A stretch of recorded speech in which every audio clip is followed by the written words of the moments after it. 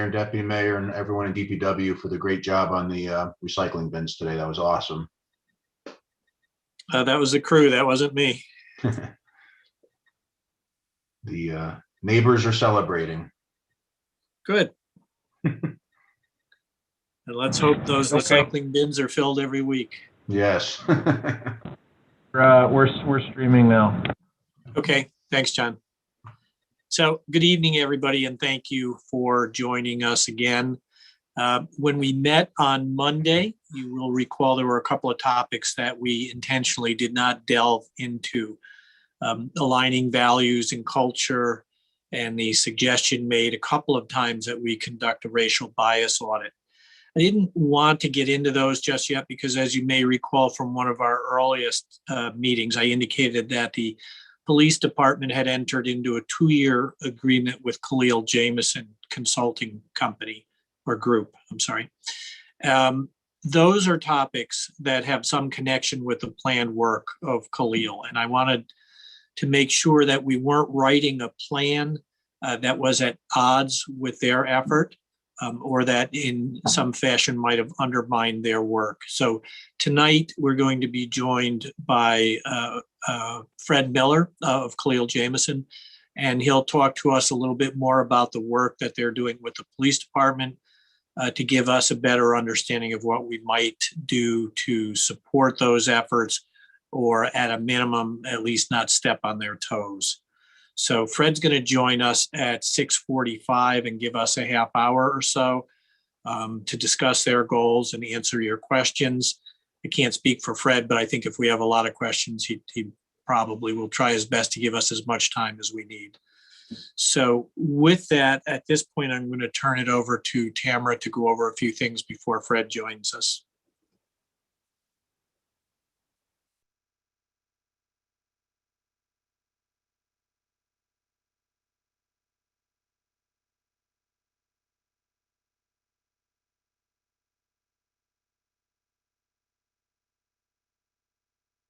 You're muted, Tamara. I apologize. I was trying to find the deck and my unmute button at the same time. Welcome, everyone. Thank you, Mayor. It's good to be here with you this evening. Just to touch quickly on the agenda, as the Mayor said, sorry, hold on, I'm having a little trouble. Okay, let me start again. So here is the agenda for the evening. Fred is going to be joining us about 6:45, and then we will have some committee discussion, and then Mayor Madden will move us to closing and next steps for the plan development. And so I think you all know, if you could stay muted when you're not speaking, and you use the *6 if you're on a phone.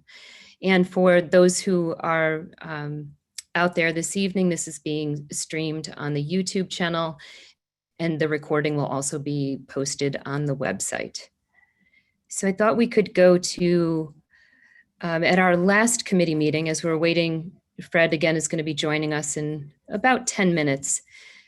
So we had some really good discussion at our last committee meeting, and what I did is I took the conversation and I updated the document that we had that was showing the themes and topics. And so I thought we could start here until Fred joins us. And I would just ask if the committee members could take a look at this and the revisions that have been made, and if there's anything else here that you think we should add to this themes and topics.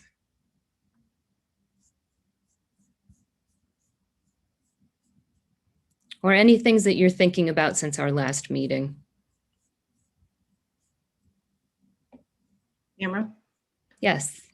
One of the things that the mayor and I actually happened upon today in our conversations about something else is looking at some sort of feedback process. And this is really rough, and we'd have to literally talk to the police department to find out how we would actually process this and put it to paper. Is actually almost like when you go to the restaurant or you go to the doctor's office and you get a survey, right? Like you get a survey on how your experience was that day. And then maybe there's an opportunity for us to kind of do that with, if somebody does get, pulled over or have we had 30,000, calls for service, and maybe there's a way that we could, not that I want 30,000 responses, but, a way to kind of be able to find out and do like a customer satisfaction survey, for lack of a better word. It's something, and it's really rough, and we just literally kind of just threw it out there as an option. So it's something to consider, something on the, like that feedback interaction assessment, Okay, so some kind of a satisfaction. like a survey. Yep. Mhm. Okay.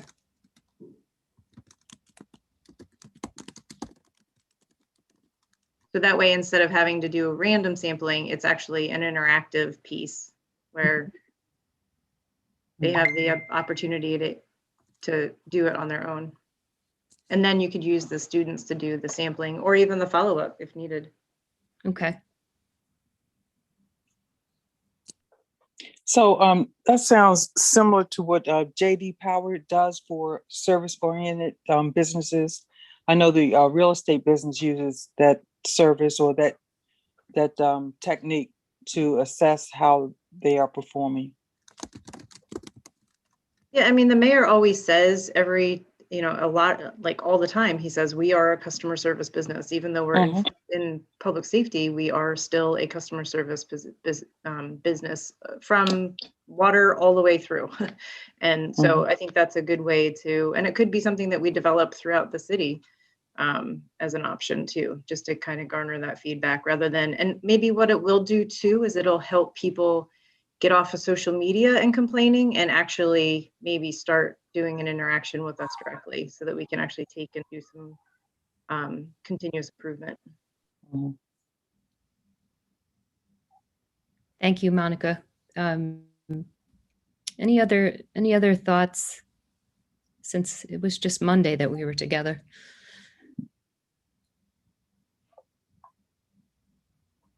Chief Owens?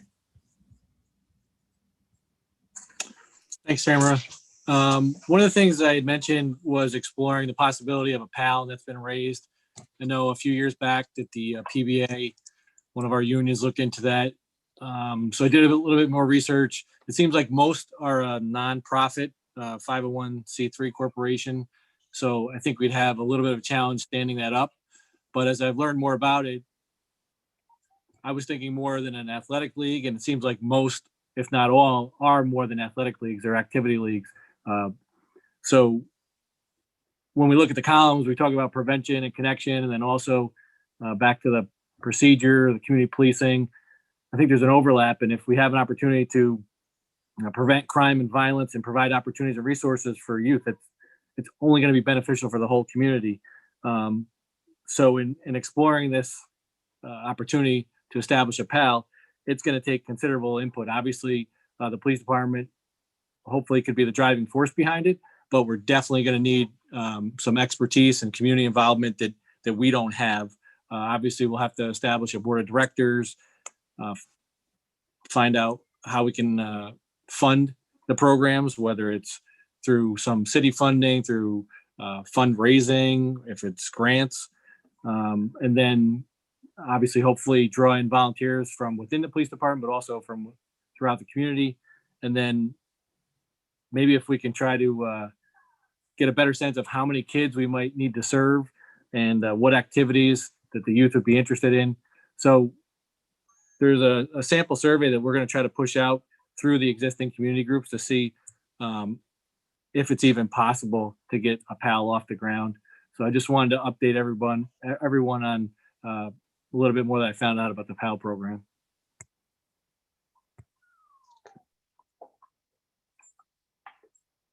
I know there's some folks who are involved in nonprofits here. Are there any ideas around that from the committee? Or does it spark any thoughts from others? My one thought was that it is a cause that I think a lot of people would get behind. So I think, certainly, as Chief Owen said, fundraising would probably be necessary, but I think it's a really worthwhile cause. So, and there is definitely work that has to be done, but it's more a matter of time. There's plenty of, guidance available to get the steps in place to get a nonprofit. So the hard work is raising the money, obviously. Thanks, Chris. DA Donnelly.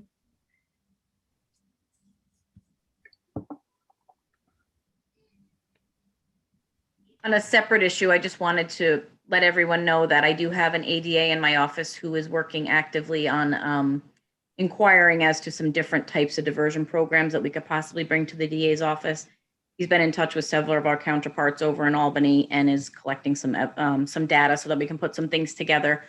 Additionally, some of you may know that we also worked on a program called Reset, and I can never get the acronym correctly, but it's restitution and employment. Essentially, it will connect low-level offenders with job opportunities and try to meet some other basic needs that would be necessary to put them on a path to productivity and away from criminal activity. So that is something that we were very excited about last year. We started to get moving on it. I think we were able to have one meeting, and there were a few people here may have been part of that. And COVID and all the other good things that happened in 2020 kind of put us in a stall. But that's something that I'd really like to continue exploring as well. And I'm sure that is definitely something that I think would be received hopefully by the community in a positive light. So I just wanted to know that my office is open to exploring various types of diversion, and we are actively working on it. And that's separate and apart from reentry, which is wholly grant funded. And we're also, of course, open to the possibility of expanding that program to greater serve more individuals. So, we're open to opportunities there and suggestions, of course. Thank you, DA Donnelly.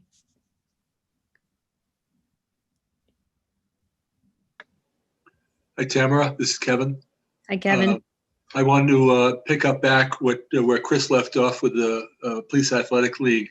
Starting a nonprofit from scratch is a very difficult thing, and sometimes can dilute from actually the activity that you're planning to do in a timely way. A lot of nonprofits grow out of or are initially sponsored by an existing nonprofit. And or sponsoring nonprofit, or there's another term for it. It would make some sense if one of the nonprofits that you could approach would are familiar with the age population and such, and it would be in their wheelhouse. But they don't necessarily have to do all that work. They would be the sponsoring agency to accept donations early and be the pass-through for the nonprofit work while you're establishing the board of directors and the program itself. It's an excellent idea, Kevin. Okay, we'll go over to Renee. I just had a question for Mary Pat. That list that your DA is putting together, where will that list be available, and with a description of what those programs will support? And how to access it? Will that list be readily available to the public? I'm sorry, you're talking about the information once we compile it? Yes. Well, it was going to be used, probably in-house as we try to develop something, but it's nothing that I can't share. I'd be happy to share it with you. I can actually let you know, offline when we're done here. I can let you know the people that we've been reaching out to, see if you have any connections there, if you have anything you might want to add. And there's actually a survey that he came up with that he's been sending out. So I'd be happy to share that with you. Okay, that'd be great. Thank you. Thank you, Renee. So I'm going to stop sharing, and at this time I can see that Fred has joined us. Fred, we're very glad to have you here this evening. Welcome to the committee. Thank you. All right. So Fred, I'm going to turn it over to you. I'm going to screen share and share the document that you shared. Okay. Hold on one second. So thanks for inviting me to come and share some of what we're doing and our thoughts around the police department. And it's good to see several people that I know. So hello, hello, hello. And it's good to meet new people.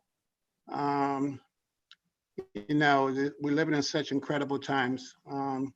And all organizations, including the police departments, are going through just incredible changes, or if they're not going through changes, they become archaic. So this is a time of transition and change.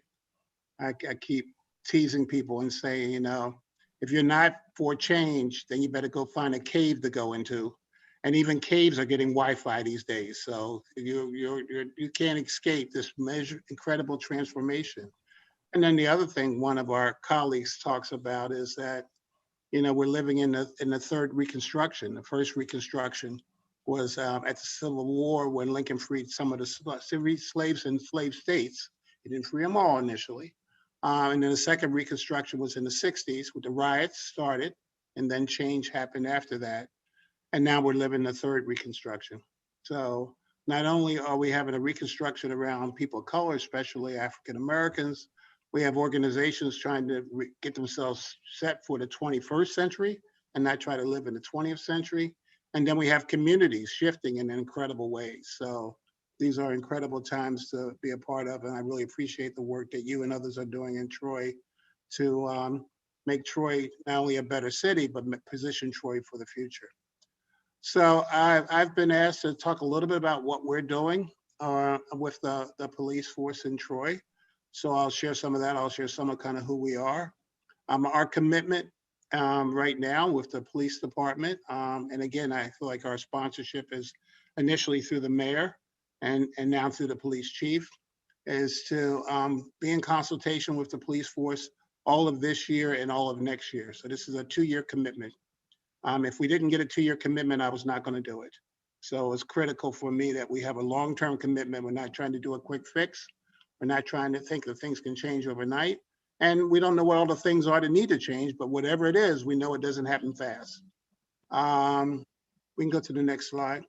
Just a little bit about who we are. Khalil Jameson Consulting Group, we're the oldest OD firm, organization development, organizational change firm. And we're the oldest diversity and inclusion firm. So we're the oldest diversity and inclusion firm in the world. As you can see on the timeline there, we were started in 1970. Nobody started before 1970. Our founder, Khalil Jameson's sister C, started in 1970. I started working for her in 72 when I was internal to Cigna, then called Connecticut General. And then I joined her full-time in 79. And then a woman named Judith Katz joined me in 85. She's in a boomer retirement, which means basically she only does what she really wants to do and doesn't do any of that crap she didn't like anymore. And if you look at our statement of kind of purpose, we are a management consulting firm that uses organization development, OD technology to bring about large total system change and create inclusive cultures that accelerate results. We're one of the first firms to start talking about diversity. And if we weren't first, we were pretty close to first to start using the word inclusion. So nobody was saying the word inclusion before we started saying it. So we have a lot of roots in the work that the world is so hot about right now. We've written several books. Judith Katz wrote one of the first books around white awareness in 78, Ancient History, Ancient Time. Our founder wrote a book called The Nipple Theory, which you think of the Pac-Man video game, how people would try to take nibbles out of people.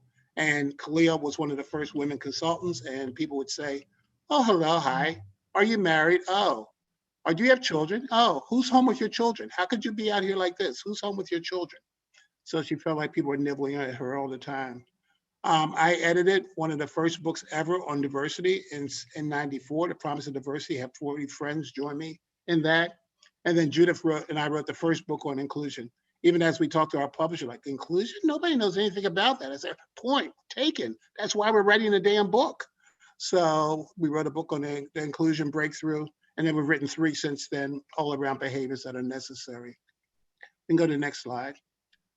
We've worked with many, obviously, our firm is 51 years old. So we've worked with many organizations during the time.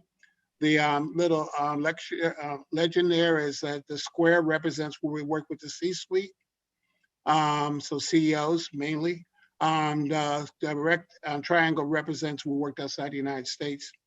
And the circle represents at least more than 1 year of engagement. We usually we're a culture change firm. We're working the culture. It takes time to change a culture. So we've worked with all of those organizations.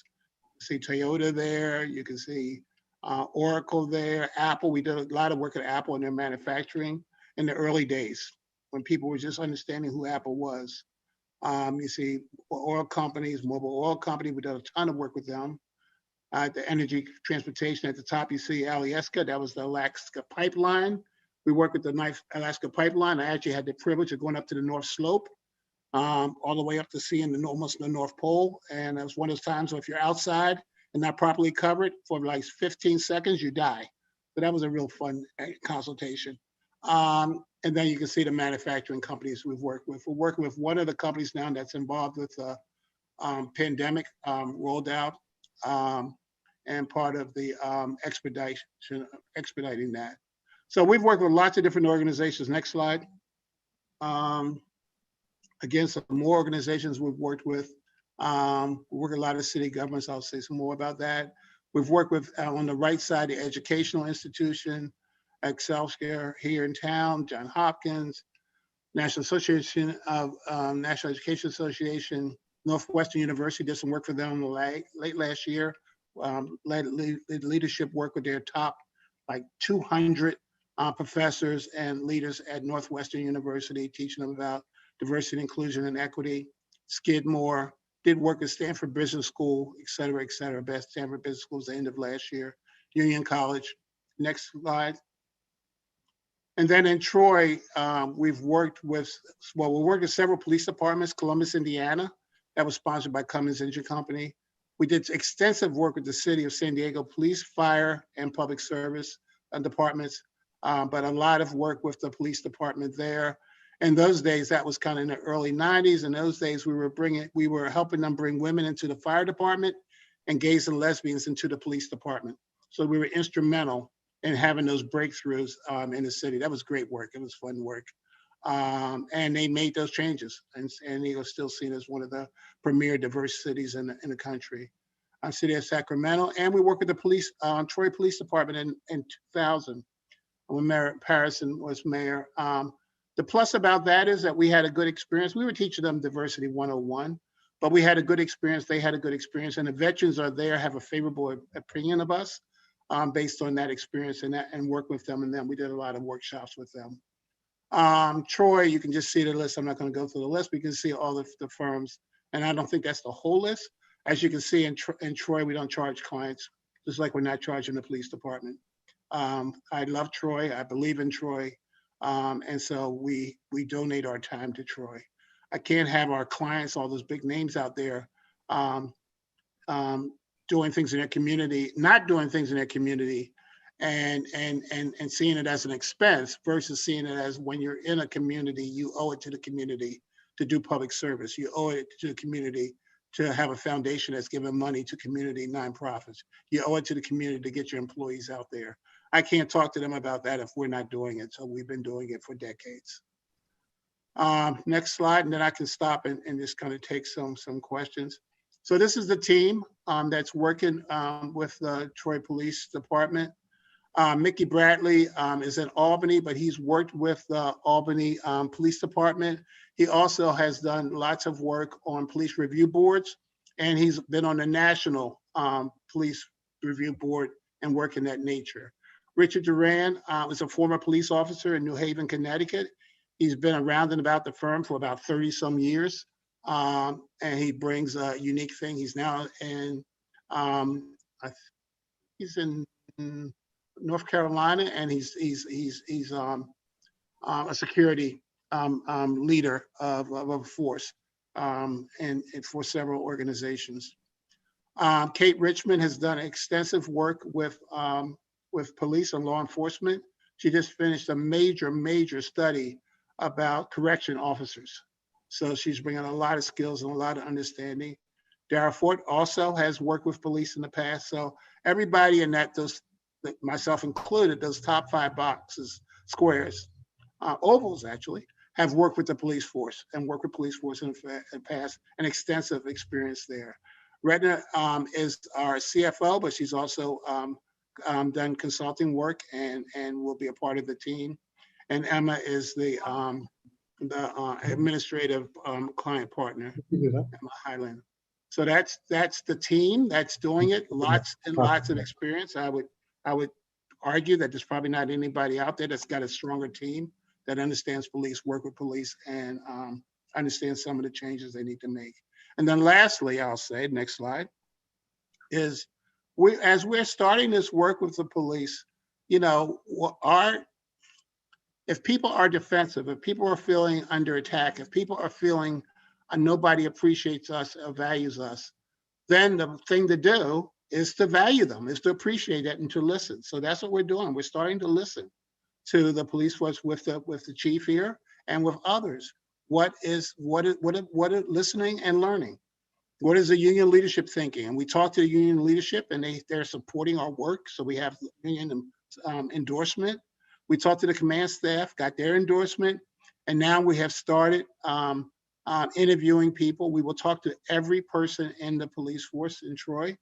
We will do interviews with them. We're doing them in pairs. So that means I think we're doing 60 or 70 interview sessions to hear what they're thinking, to hear what they see as possibly a change, to hear what they think are areas for improvement, and to connect so we can hear the story.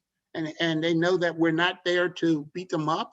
We're not there to embarrass them. We're not there to shame them. We're there to help them improve and be better. And so that's what we're doing this month. And we started in February, we'll be doing this month, and we'll probably continue into next month. After that, we'll be doing education sessions. So these are all things that were committed by the chief and others. We'll do education sessions with the police force. What those sessions will be, I don't know in total. They're bookmarked for now, but it's like they need education around interaction. They need education around diversity, inclusion, and equity, education around how to have engagements with people that leaves everybody feeling whole and everybody feeling that's respected. And so we'll figure out what that needs to be as we do these interviews, and then consult with the chief and others around that and do education. But we start off by saying we're going to do, 7 education sessions. Those V's being voluntary. So some of the people who will go to the others, we're going to say, do you want to come back for more? And voluntary to be a part of it. But I would see every police officer being involved in at least, what he's got there, 5 education sessions and at least 2 that are voluntary, which allows us to go deeper and faster. We want to implement actions. I don't know what those actions are now. That's why we're talking to people, and we'll be learning along the way. Implement actions for betterment. And we're going to obviously ride along, be in the station, blah, blah, blah, blah, blah. We're going to be involved and engaged. And then that last thing is just reinforce and enhance continuing actions to begin new actions for implementation. So that's a plan. It's an outline. How it fills up, I don't know. All the details about it, I don't know. It has to start with, so many people are telling the police from the outside in what they need and what they need to do. And for me, in all my history of working for organizations, if I can have people on the inside talking about what they need and what they need to do, and then we add to it as a voice from outside and add to it from others from outside, we have an extremely high percentage of success, chance of success. So that is kind of what we're doing and who we are. And I'm hoping that we can have, obviously your support and others in the community support to move forward. Like I said, we've already started. So I'll stop there and see if there's any questions or comments that people want to make, and then I can say more. Yes, Kevin. Thank you, Fred. It's a lot of great things you're proposing here. One of the things that we've heard from a number of affinity groups was, and we've also seen in a couple of communities actually, is this thing called a racial bias audit. What are your thoughts about that, and what are your thoughts about its utility? Yes, I struggle with it. One is we're already in there. We're already talking to them. We're already learning from them. We're already having them starting to think. I think if another instrument comes in from outside, will they be defensive or will they feel supported? If they feel defensive, then the instrument happens, but I don't know what you gain from it, because the bottom line is it's a questionnaire. You're going to get questions. So the assessment comes back, and suppose the assessment says there is latent racism, or there's not the competency that we need around differences in the police department. Then the thing's got to say, what's next? Well, what's next is an intervention. We're already intervening. So I don't know what you gain from it other than to put the police more defensive.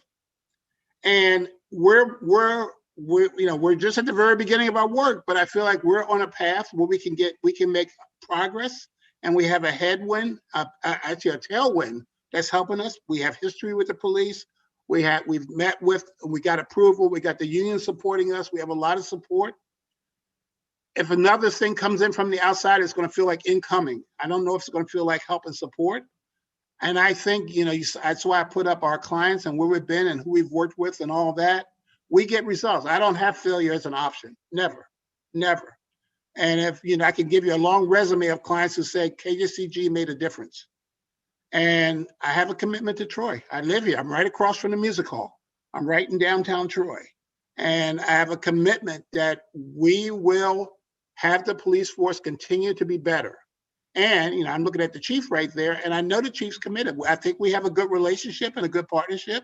And he knows I'm not going to do softballs. I'm going to challenge him when it needs to be challenged, but I'm also going to listen to him and listen to the people in the force and have them realize that this is in their best interest. And some of them feel that already, but something that comes in there like a missile from the outside, I feel like it's going to make the work more difficult until we can live through it.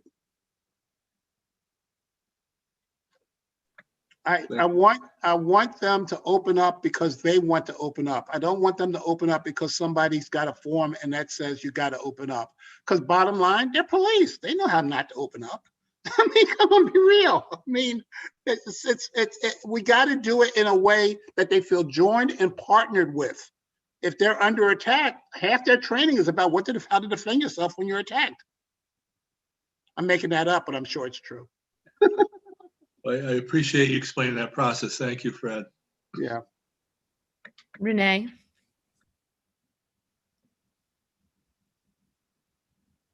Oh, you're on mute, Renee. Hi, Renee.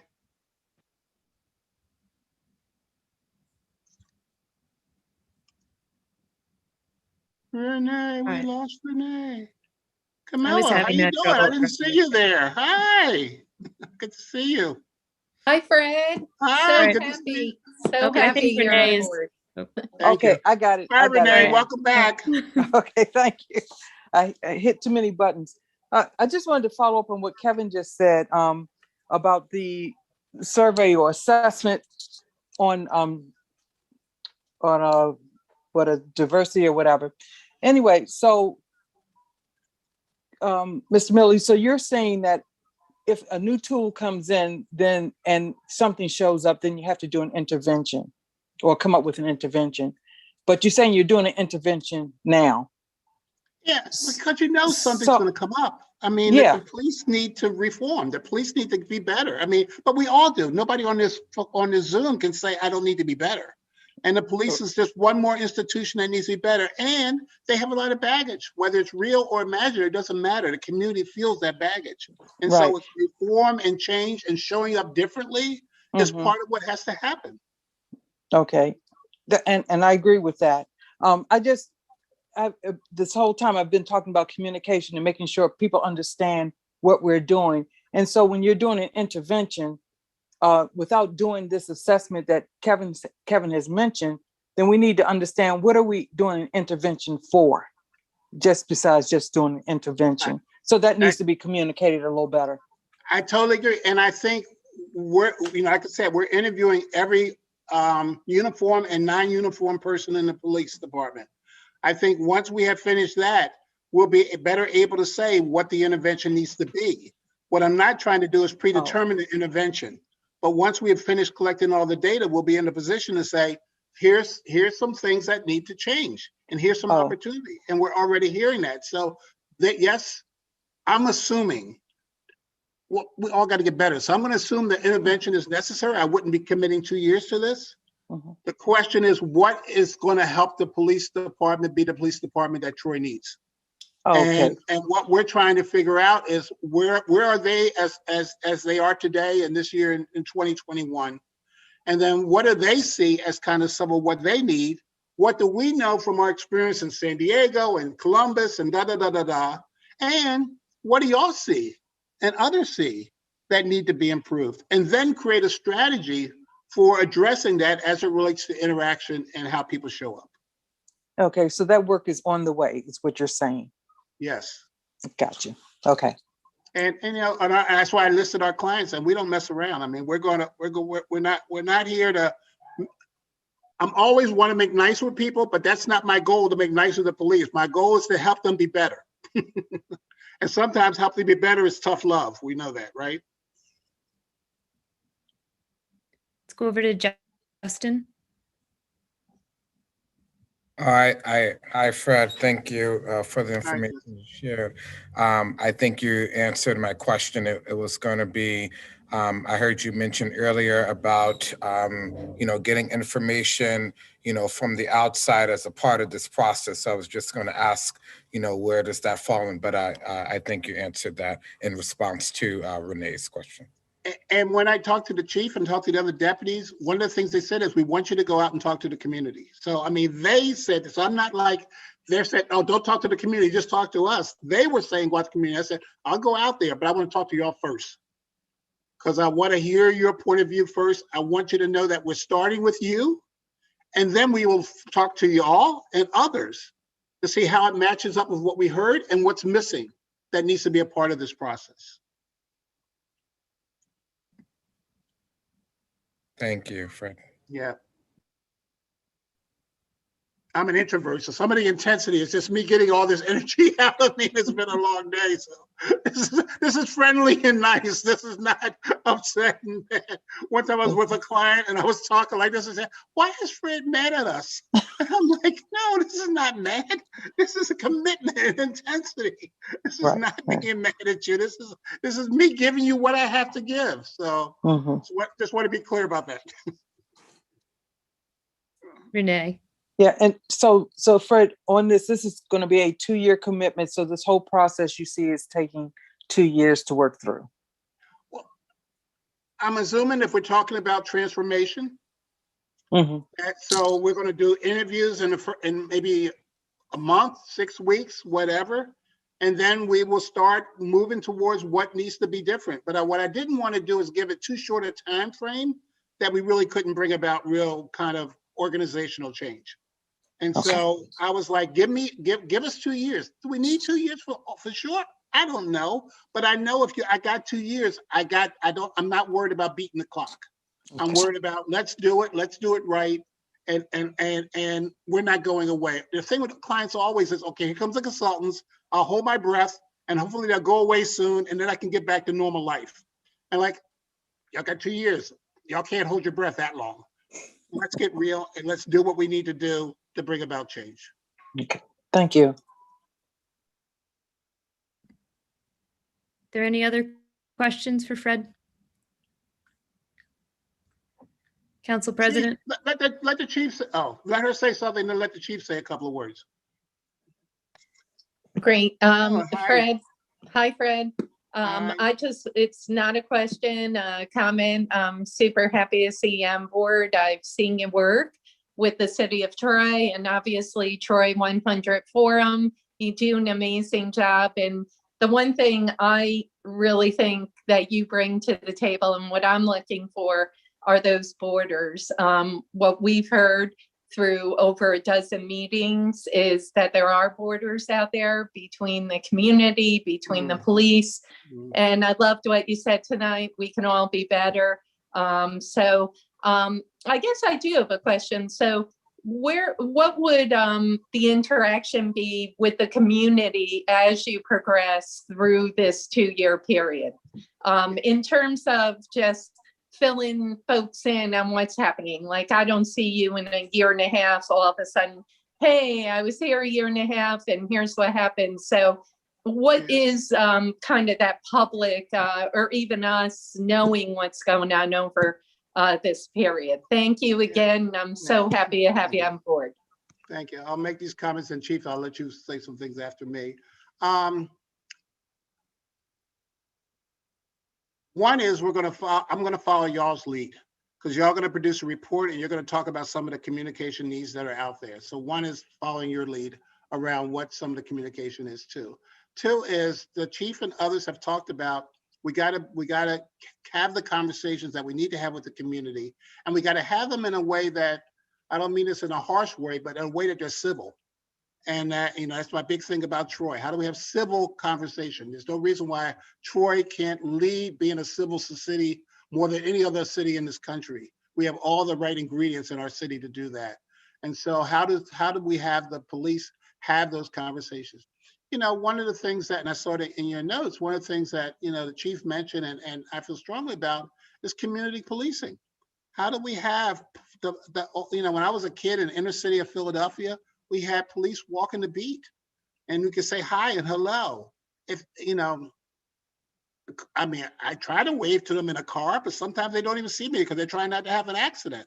So how do we have that kind of relationship? And what do we need to do to make that happen? Some of that's money, some of that's priorities, some of that is will. And so how do we have the community and the police not be opposite or in opposition, but how do we have us this is one community called Troy, and we're trying to work together and be together to make it better. And we have differentiated roles, but it doesn't mean we're the enemy because I have a different role than you have. So that's some of what I think, we need to. So I communicating with the community, communicate with the mayor, communicating with y'all, seeing what else comes out of your report around communication. I'm totally open to and willing to do. But mainly, I want to get the police out there communicating. Is probably my number one agenda as far as what we can do and how we can make that happen. It's not about the consultants, it's about the client. Chief Owens. Thanks, Fred. I'm going to say it as simply as this. Thank you. Thank you for giving us this opportunity, for lending your expertise. Just in your short introduction, we see the energy you have behind this project. And as you said, and we've said, we know there's areas for improvement. We want to be better. And you through your team and your experience, you're going to help us get there. The community is going to help us get there. We're all in this together, and we can certainly improve as a police department. I can remember as a young patrolman attending the diversity training back, I think you said 2000. I was only on a couple of years, so that's about right. And that was an eye-opening experience because I don't specifically remember you if you're involved in the training, but I do remember some of the other trainers coming in and just getting people, and especially as a young patrolman, to talk to other people. And it was citywide. So we were in with other city departments. So it was even good from that perspective to make those introductions and say, hey, somebody from Public Works, now I know who you are. If I need help on something, you can help me. So to your point about you having history with Troy and a commitment that goes back years, it's there. What we've tried to share with our members is that you are here to help us. And I've seen that already from our initial meetings, from the interview we had the other day, and you asked some very thought-provoking questions. And I still try to think of better answers for what we can do or what I can do. And so I'm already seeing that you're drawing that out of me. So I know as you talk to our members, and you're right, it's going to be probably 60, 70 total interviews, you're going to hear hopefully some themes of things that we can work on or get better at. But also, I'm hopeful, and I know that you're going to find themes of what we do well or some things that we should be sharing better. And that's, again, to your point about communicating. We have to get better at talking about the things we do well. Of course we can improve. Of course we make mistakes. We'll get better. But the fact that you're willing to try to help us share with the community what we do, all I can say is thank you. I mean, for those on the committee, you heard the credentials. You heard the client list. For Khalil Jameson to come in, for Fred and his team to come in and offer this to us for free even, it's a tremendous opportunity, and I'm truly grateful. Thank you. Yeah, thanks, Chief. Okay. Camera, you're on mute. Mute. Fred, thank you so much for joining us and sharing the work. Are there any other questions for Fred before we let him go and get back to the work of the committee? Yeah, I had a thought. Hi, Fred. I can. The way I see police reform as we're approaching it, I think there's two elements to it. And I'm trying to understand where you, Fred, and where Khalil Jamison fits into this.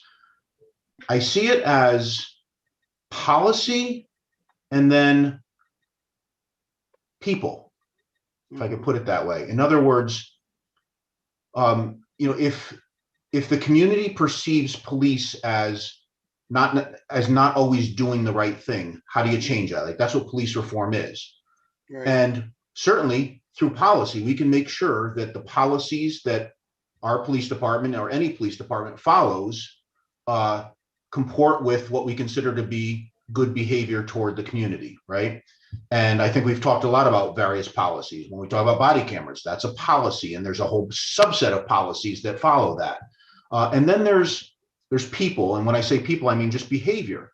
What each individual police officer, or basically any single person in a group, brings to that group with them. And everyone comes in with their own experiences and biases.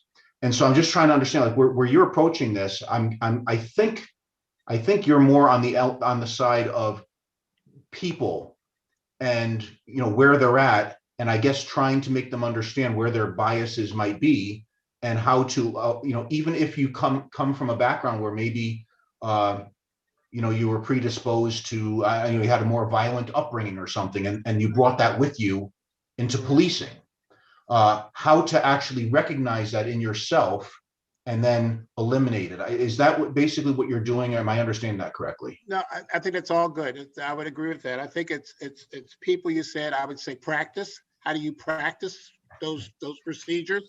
And then what's the behaviors associated with that that's going to have a successful outcome? So yes. And so we're looking at the behavioral part.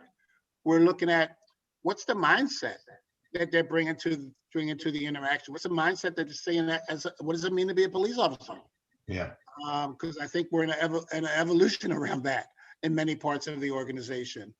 And, I think the advantage that we have in Troy is that we have a lot of younger people on the police force. It's not all old timers who are kind of stuck in their ways. I think we have a police force that allow us that if they see a better way, they're this generation, maybe I'll try it. And so I think we have an opportunity to help them understand what the community needs and how they need to be vis-a-vis the community, and not people who are 20, 30-year veterans that say, I've always done this way. Who the hell are you to tell me? So yeah. I think we got possibilities. So yes, we're working on the behavior and the practice side of it. You and others can look at the policy. Our job is to help make sure that they're not only following those policies, but the humanness that they need to bring to the interaction. Yeah, perfect. That's awesome. Fred. Hi. Hi. So when you're doing that work with the consultants the team that you're working with, are they reviewing and digesting the policies so that they have a good understanding of what their, the behavior, like not necessarily like a review of them, but at least an understanding of what the policies are so that they can, be able to flag something if they see it? Yes, but even more so, I expect the officers to be doing that. And I expect us to help the officers to implement, how do you understand that? What does that mean for you? Then how do you go about doing it? So yes, we have to understand enough to know that we're not being BS'd. But I think the bottom line is we're expecting them to say, this is the policy. This is the 2 to 3 ways we can implement that or act around that policy.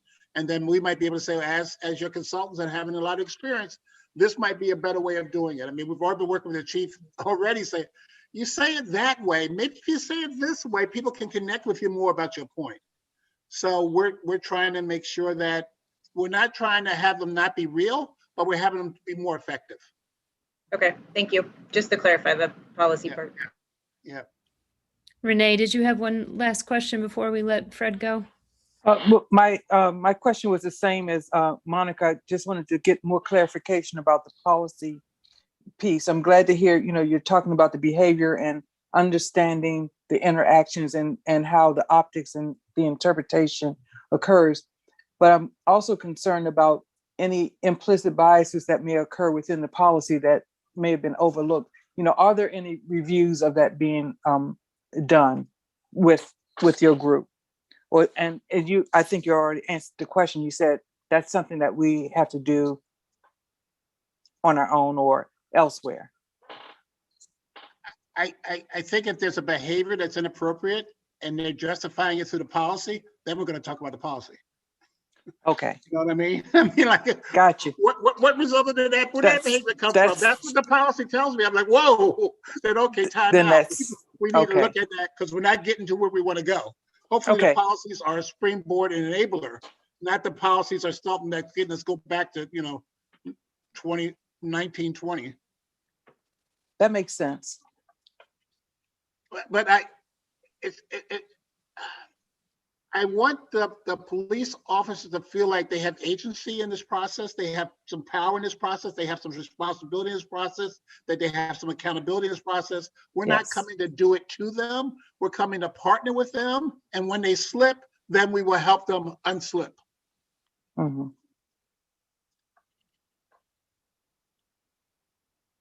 I think that's a good process, a good way to do it, because then they take ownership for that, and so it's on them. So yeah, I like that. They got to learn this competency. This is a competency. They have to learn it. They're not going to learn it if the consultants tell them all the answers. They got to. You got to do it. You got to do the work. We're going to go. They're still going to be here and creating and educating and training the next generation of officers. It's got to be in the culture. It can't just be a one-off. That's right. I agree.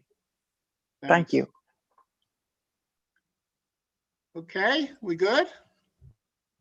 Thanks for the work that y'all are doing. I appreciate it. Thank you on behalf of me. Thank you on behalf of Troy. Try to speak for Troy once in a while. And just appreciate it. Troy's got tremendous potential. We're already a great place. We're going to be even greater. And we got good people in Troy. And we need to help them continue to move forward. And I'm a believer in the city. I'm a believer in the mayor. I'm a believer in the police chief. I've been around both of them a lot now.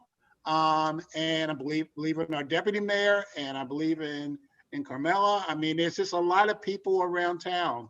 I can just look, Ken, I mean, again and again, I can go on and on, that are, was that some cities that said you bleed the color of the city? I think we bleed Troy, and committed to it. And I'm proud to be a part of it. I am thankful for the work that you're doing. And I know there are a lot of citizens in Troy that are also doing their part in making Troy a great place. And that's what makes Troy great. It's not just one or two people carrying the load. Lots of people are carrying the load. And this is one additional effort to continue us on a path of being better and better and being one of the best cities in the country. So thank you. I appreciate it. I'm going to go. Thank you so much, Fred. Bye-bye. Bye-bye. Thank you. Take care. Thank you, Fred. Yep. Bye-bye.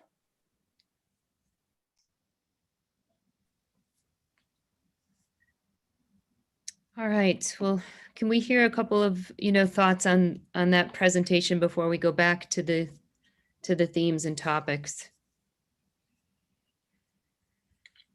I'd just like to say, I think it's impossible to overstate the value of what Fred and the firm are bringing to us. This is, they're well experienced in this area.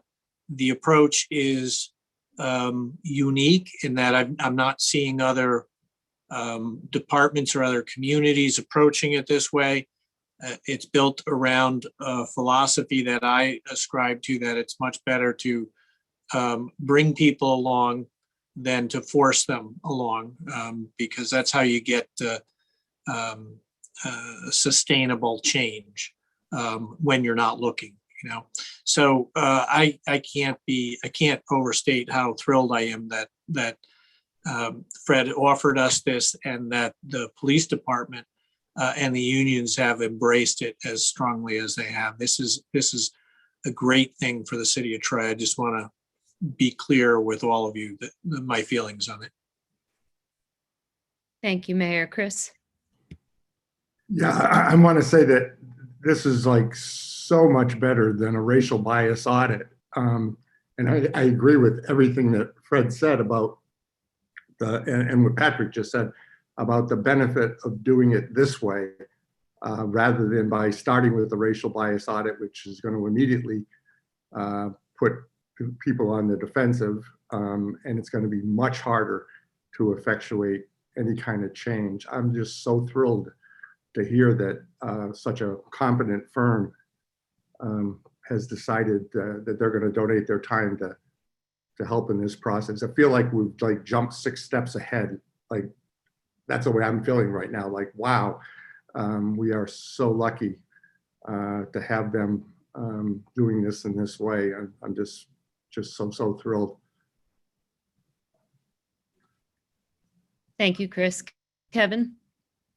I'm reacting similarly. I mean, anybody that knows Fred and the work that he's been doing forever has that trust and confidence in his approach, and hearing his approach makes so much sense. And work from within and identify the areas that need change, and then work from there. Our challenge, I think, as a task force, is to try to figure out how to communicate that, because we are also being asked in a trust building process here. With a similar enthusiasm or certainly packaged message about the positivity, at least I've heard from a few people about Fred's proposal, to the community, and how do we do that, and how do we do that in a way that builds trust and allows that process to occur. Thank you, Kevin. I just want to fully agree with what Kevin just said. That I was thinking that earlier, that this is a real strategic opportunity to start the process of building trust, which we are all wanting to do. So thinking carefully about when and how to communicate this, but definitely to communicate it, because it is a clear statement that for people to hear Chief Owen say, "I know we can get better," and we're engaging in a process to change our culture. Wow, just thinking about how and when is going to be really important, I think. Renee? Thank you, Chris. Let's see. Okay, I'm on. So I want to thank you all, for whoever coordinated this, for bringing Mr. Miller in to explain what is happening within the police department, within the city of Troy, in terms of them working with them. His explanation on the issues came from a different place, and they made a lot of sense. It wasn't about attacking racism or what I want to say, discrepancies or inequities face on, but just looking at it from a policy perspective and monitoring the behavior and getting an understanding of how those two match up, policy and behavior, and making that work out. Now here, and as I think it was Kevin, I'm not sure if it was Kevin or Chris who said, the challenge is going to be communicating this to the community where they will be accepting and trusting of it. This is a new way or a different way of approaching it. And we've been dealing with, the issue of racism and disparity for centuries, at least two that I know of. And so now we are looking at this at a different way. I had not thought about it until Fred had mentioned it, but it makes sense, his approach in dealing with these issues. The challenge, again, will be making sure that we communicate this effectively and to the community in a way that they are understanding of the process and how it all fits in.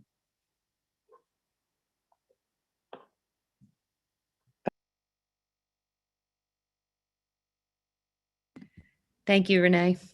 I'm having trouble with my mute this evening too. So we brought Fred in because none of us who are engaged in this felt competent to explain it the way he can. And, Kevin hit the nail on the head. How do we explain it to everybody else? The beauty of it, in part, is that, there's a lot of new terminology, maybe not new terminology, but a lot of terminology that's being thrown around that we don't all share a common understanding of. And people mean different things when they say a racial bias audit or systemic racism or institutional racism. This is a way to approach the issue without having to get in fights over or disagreements and time-consuming discussions about how we define a particular term. We're skipping over the language part of it and getting right into the meat of the issue, which is policy and behavior. I will work with Fred and Tamara and the chief and Monica to try to come up with a way to describe this that we can share with the public. But it's a huge challenge. I mean, we've been involved in this discussion for 6-7 months now, and I'm still not able to do justice to the way Fred delivers the description. But we will commit to that and we will work on that. But it is, just want to acknowledge, I'm challenged by it as well. Kevin. And not only the way he describes it, the fact that he is describing it. I mean, there's a lot there behind him and who he is and his work in the city and in the country and internationally, actually. There's a lot behind that I'm aware of, that I have incredible faith and trust in. For those that don't know Fred, and maybe have going into this process with a different outcome, I think we may want to be using Fred to send some of that message personally, because that certainly carries a lot of weight. I don't know if he's willing. Thank you, Kevin. Laura? I'm really excited that they're involved in this process. Great involving them. I mean, look at their resume and the people that they have on board and their expertise. They're experts at this. So Troy's really fortunate to have them involved. And I know there'll be a way, and I've watched Fred and Khalil Jameson at work for a long time. I know there'll be a way to communicate that to people where they'll trust. Troy's getting a real bonus here, I think, by involving them.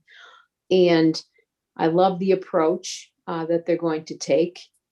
They're going to have a conversation with everybody in the police department. One-on-one conversation. It's not a poll. We're not going to guess at what people are thinking. They're actually going to talk to everyone that works there, which is fantastic for buy-in. People want to the community wants to be heard, but I'm sure the officers want to be heard too and be part of the process. We all have the same values and goals for a better Troy, better, safer community. So I'm really excited that they're going to be part of it. So thank you, Laura.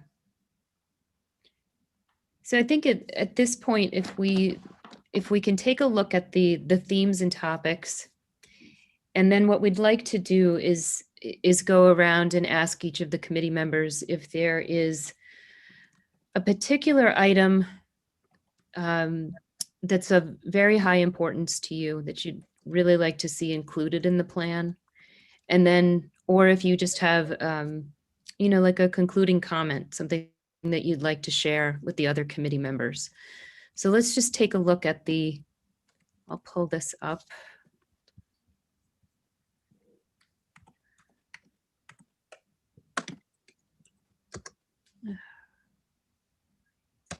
Okay, I'm having trouble tonight. Hold on one second.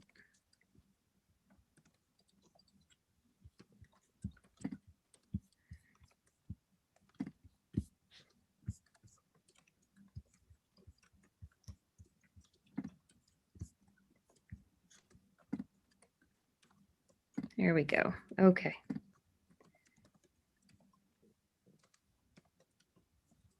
So these were the themes and topics that we looked at on Monday evening. Is anyone interested in going first, sharing something that you feel is very important to have included in the plan, or a concluding comment, something to share with the fellow committee members?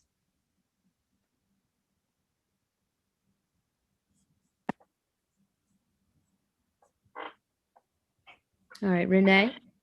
Okay, I just have a closing comment, or just a piece that I just want to reiterate. But before I do that, I want to say that the schematic that you have here seems to be very comprehensive. I can't think of anything else that I would want to add to that. My only comment would be is that, looking at the committee, and this has come up in the beginning, it's very heavy on the administrative side, law enforcement side, and it is what it is. I just want to make sure that in going forward that we make sure we don't lose sight of and the voices of the people who have participated in the forum process. Some of the discussions, behind after the forums that have taken place have been, in my opinion, more heavily on the understanding of the law enforcement. And I'm not saying that's not important, but I want us to also make sure that we include and be and provide the same weight as to the citizens of Troy in this process. And that's all I have to say. Thank you, Renee. Kevin? I thanks Renee for those statements too, because there's a lot here, and you were asking if there's a particular one that we connect with, and there are certainly a couple I want to mention for me, but we heard a lot from the citizens and participants and the affinity groups, a lot about policy and procedure, a lot about transparency. And certainly those are, I think they're captured well here comprehensively, and not to lose sight of that as we share now our personal and our professional kind of connecting. For me, certainly in my work, working with individuals who are homeless, either in the streets of Troy or in our shelters or in our specialized housing programs, emergency response, co-response with folks with mental health, substance abuse, behavioral health is certainly something that I'm certainly very interested in seeing and partnering with, as well as reentry programs, being involved from the charter efforts of the reentry task force with Deputy Chief Dan, many years ago. The needs only grown over the years, and the systems exist, but they certainly can be expanded, and I think that's called for at this point. So those are the two of my favorites, but not to lose sight, as Renee said, about all the other good contributions that are here in every one of these sections. Thank you, Kevin. Let's go to Kathy. Thank you, Tamara. I, of course, am impassioned with having some supports from the mental health system to support folks that law enforcement comes in contact with who have mental illness or addiction issues, and hope that we can find a way to divert even needing to use law enforcement in those situations. But I also want to pay attention to something that was brought up in a couple of the presentations we had, and that was to consider the trauma that the entire community has felt from violent crimes that have occurred in the city. And I think that we're all exposed to that. Some neighborhoods more than others. I think the police are also impacted by that trauma. So all of these changes are occurring within the context of trauma. And I think that we need to really be paying attention to that and finding unique ways to address that, and recognize that everyone views their own personal experience through the lens of trauma that they're currently experiencing or have experienced. And that's true for every single one of us. Just as we all have room for improvement, we all are impacted by trauma. So I just want to give some voice to that. Yes, I thought of it the other night when I saw your graphic of building trust across all the areas, and I was sort of thinking about how the whole chart is actually resting in a culture that has been traumatized one way or another. And I think we have to at least give voice to that and recognize that we all experience it to one degree or another. I also want to commend Fred's approach for interviewing everyone in Troy PD. One thing I've thought throughout this process is that I would love to hear from the rank and file what it is that, how they would re-envision the department, and how each of them feels that it would be helpful ways to reform, and what it is that they need to support them in doing an excellent job. So I think that that's a way that voice can be captured. Thank you, Kathy. Cameron? DA Donnelly. I just wanted to say, and I know the mayor has repeatedly said that this is the beginning of a process. So I think it's important as we discuss the needs of the community and relaying our plan to the community, that we include something in terms of this, something to solidify this as an ongoing process, that it will be revisited. I don't know whether that these meetings will be reconvened after a certain period of time, you know, an opportunity for them to give us a status report on how are we doing, you know, something of that nature. And I know that's been discussed, but I think there should be something concrete in there just to let the community know this is the starting block, and in, you know, 4 weeks or 1 month or whatever, there's going to be another meeting, or there's going to be another opportunity, or some sort of outlet for them to give feedback.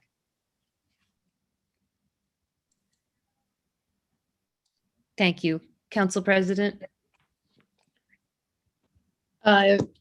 The DA actually said what I was going to say. So yes, I agree. And many of us have said it, and the mayor has said it at all dozen meetings. I'm not sure if it was over a dozen, that it begins. This is not the end. The report is going to be a working report moving forward. And I just want to say thank you, Tamara, and thank you to this group. I really listened. The affinity groups were very eye-opening, and the public forums, and I did listen. And I just want to thank everyone for participating, but this is not the end. This is just the beginning. And Fred is, in my eyes, a jewel, and we are so fortunate to have Fred on board with the police department and the community. And, you know, my big thing, I've said it many times, I grew up with a dad that walked the beat, and I never said, one of the participants said, Carmilla wants to go back 20 years ago. I would like to be 20 years younger, but I would like to see that respect again. So, you know, my point with my dad, everyone knew him. and he knew everybody, and still to this day in his late 80s, he still knows folks in the neighborhood. And many times I have people who were kids and who are now older and adults that, my dad could have locked up, but he gave them a second chance, and he worked with their parents to get them off the street and back on track. So I truly believe that we have great people here in Troy, and we are going to move forward. And as Fred said, we are one Troy. So I just want to thank everyone. I think this was a great first step. Thank you. Thank you. Let's go to Laura. I don't want to repeat what everyone else said. I had a lot of the same thoughts on that, but I have found this process very interesting. I've gotten a lot of great information that I'm certainly taking back to my department. One of the things I think is important is creating a more diverse workforce in probation and in the police department. And I think when Fred is done with his process and as we move forward, hopefully people will find the field of law enforcement or probation to be an inclusive type of an environment, and they would want to be part of law enforcement or probation. That I think is something that's going to have to evolve. And at the end of the process, hopefully we'll get more people interested in the field. So, but this, again, I've learned a lot about a lot of different areas. We are certainly going to continue to work toward reducing recidivism and working with families, youth, and adults to try and keep people from repeating offenses and keep them out of the system. So we have a lot of work to do. Thanks. Thanks, Laura.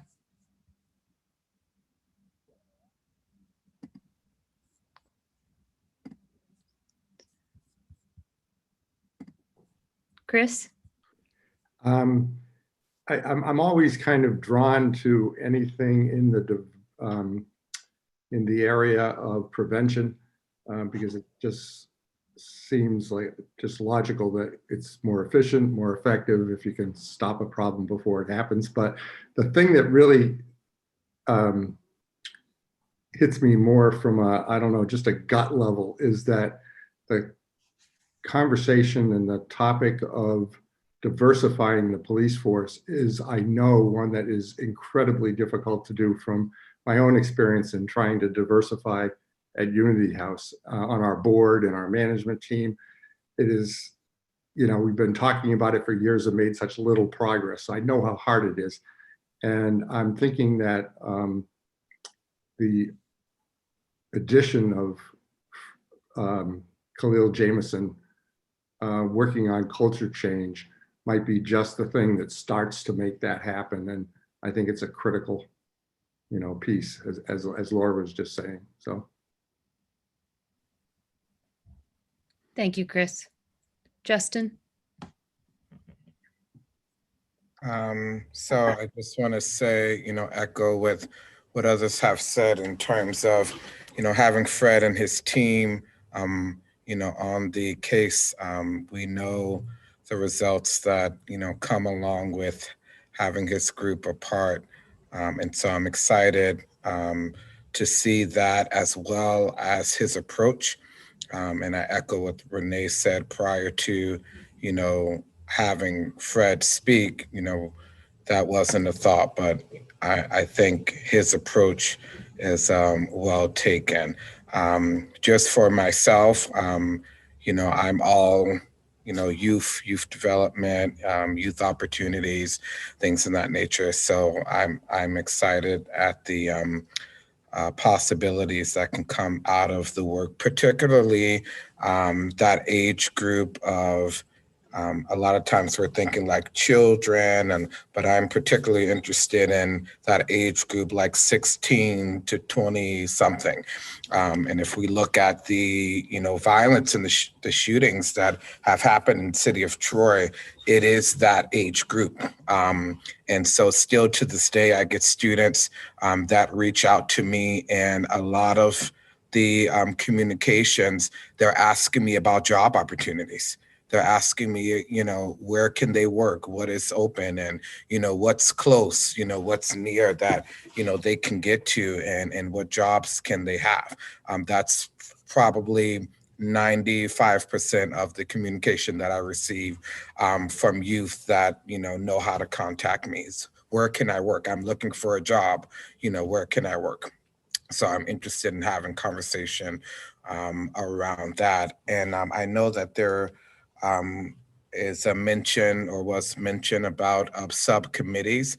And so I think that and in that case, having, other people that were not a part of this committee, to bring them in. So I'm not sure what the timeline is for that. But I know that just from hearing that people are expecting to, people are on the lookout for communication in terms of that, and they're going to be expecting and awaiting, for us to put these committees in place so the work, can begin. So that's all I have to say. Thank you all. Thank you, Justin. Deputy Mayor. So I'm obviously the youth-driven person on this as well as all the other buckets. But the youth is definitely, just like Justin, something that's near and dear. And I've been working on it for several years now, as we broke it down and now have to try to rebuild it. So we're slowly doing that. All of this conversation and the Fred, and most everybody knows I worked for Fred for a short period of time, and he's amazing. And I've seen him work, and I've seen that intensity at major corporations, and it's extremely amazing to watch him work. But all of this work doesn't do us any good until it gets to the community, just like we've all said, whether it's Fred's work, whether it's youth, whether it's prevention, whether it's any of this stuff. And going back to what Kathy said and trying to bring this back around, we have a community that has trauma, and we need to make sure that we figure out how to have a culture change in our communities as well too. We can culture change our departments, our city workforce, but we also need to do a little bit of culture change within our neighborhoods and make sure that we can establish that trust with them. So all of this planning and all of this work and all of these ideas and platforms that we're going to build, we have to figure out a way to communicate them out to the public on not necessarily like, here's a piece of paper, right? Like legitimately get out and tell people how these, how to get into the prevention programs, how to get onto an opportunity board. So I think the communications plan is over, it has to umbrella over all of this. So I think that we just need to make sure that there's a really big strategy on that, and it'll cost money. So we as the administration, going back to what some of the concepts, what the conversation earlier is that many of these programs that we're going to look to roll out are going to cost money or have to have some sort of significant commitment by the city in order to do so. So having the administrative action on this as well too, is we can start formulating that and being able to look how to phase that in, or if we can lump it all together. So I think that but that communication plan is probably the number one, because if there are things that Troy for Black Lives talked about, and we can make sure that we address those in some form or fashion in our response, we need to make sure that we do that. If there's something from the committee, from Sue Steele's committee, we need to make sure that we do that so that we get back to them and be able to respond somehow, some way. Thank you.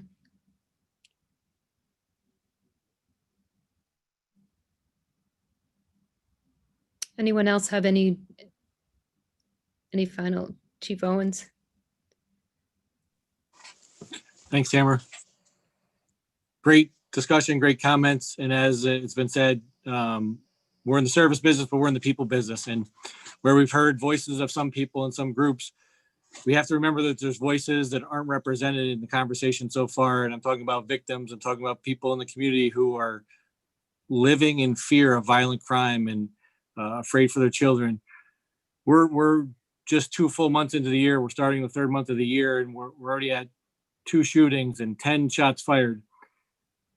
And I've said it often, shots fired a second or 2 in time or a foot in either direction, we could be talking about another homicide victim of gunfire. I was on a scene of a shooting incident, a shots fired incident yesterday, and in talking to the community, they want the police involved. They want police resources. And I'm not talking about arrests or tickets. They want a sense of safety in their community. We heard from a gentleman who talked about his daughter hiding behind a tree while 2 gunmen were shooting at each other yesterday. We're in a very difficult position as a police department. We obviously can't predict and prevent every crime. We would love to. We would love to not have a need for us and do something else. But I just want to make sure that each of us, when we talk to people, if we didn't hear it through this process, we certainly talk to people on a daily basis, through your work, through your family. But I know in the police department, we talk to people in the community every day. And I just want to ensure that their voices are somehow captured as well. Thank you, Chief Owens.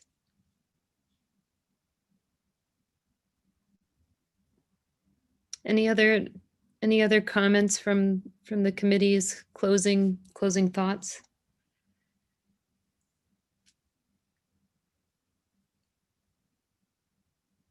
So I'm going to turn this over at this point to the mayor to talk about next steps.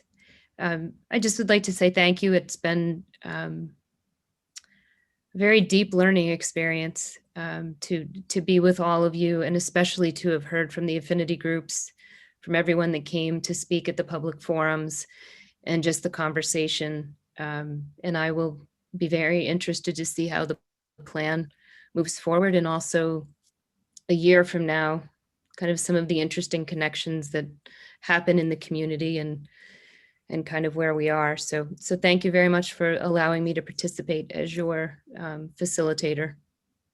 And Mayor, I'll turn it over to you. Well, thank you, Tamara. You were a great help in not only facilitating the meetings, but also organizing the approach to each of these meetings. And your skills were very valuable to us. Following tonight, we'll begin the process of drafting a plan. We're going to take into consideration the comments we heard from the community, as well as the conversations that we've had. I'm heartened by the priorities that you all spoke of tonight, because they line up with the the scratchings on the legal pad that I've started and maintained throughout this process. So I get a sense that there's a lot of agreement here. Our goal is to have a plan drafted for review by March 15th. Between now and then, we may reach out to you individually to get clarity or to run something by you, or we may reach out to you to assess your interest in serving on a work group that pursues some part of the plan. I've maintained from the outset that this will be ongoing work. We will have a committee that monitors the work of the plan. We will have other committees that will pursue particular areas. It will hopefully include some of you, and it will include other members of the community as well. As Monica said, she stole what I was going to say. This is going to take some resources, and my administration is committed to doing whatever we can to bring resources to the table. This is just a heads up to the council members. I hope you're just as excited in October and November when I roll out the budget for next year. But we've got to make this investment in our community. Failure to do so, and we are living the failure to do so now, as we've suffered budget cuts over the past couple of decades because of fiscal well, just say bad decisions in the past. But failure to begin to rectify that, failure to begin to turn that around is going to drive us deeper into a hole. So we will need to face that as a city in our budget process. And I'm not looking to offer any concluding comments here now because I don't want to give you the impression that we're done with you. We are not, but I do thank you for your participation to date.